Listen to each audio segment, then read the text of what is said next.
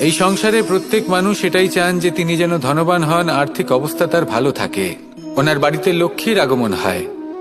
কিন্তু সেটা হবে কি করে, সেটাই হলো প্রশ্ন। কেউ বলেন যে যদি পরিশ্রম করো তাহলে ধন অর্জন সম্ভব, কেউ বলেন যে যদি বিদ্যা লাভ হয় তবেই ধন অর্জন সম্ভব, কেউ বলেন যে যদি বলশালী হও তবেই সম্পন্ন থাকবে। ভালো কথা, যদি তাই হয়ে থাকে, তবে দিনমজুর সারা দিন পরিশ্রম করেন, তিনি কেন ধনী হন না? অনেকজন বিদ্বান মানুষ আছেন এই সংসারে, তাঁরা কেন ধনবান হন না? অনেক সংখ্যক বলশালী ব্যক্তি আছেন, তাদের কাছে ধন নেই কেন? তাদের কেন ধনের অভাব হয়? আবার এমনও কিছু মানুষ আছেন যারা পরিশ্রম করেন, তারা দিনমজুর, কিন্তু তারা ধন অর্জন করতে পারেন। কিছু বিদ্বান ব্যক্তি আছেন যাদের কাছে অধিক মাত্রায় ধন রয়েছে। কয়েকজন বলশালী ব্যক্তি রয়েছেন যাদের কাছে ধনের কোনো অভাব নেই।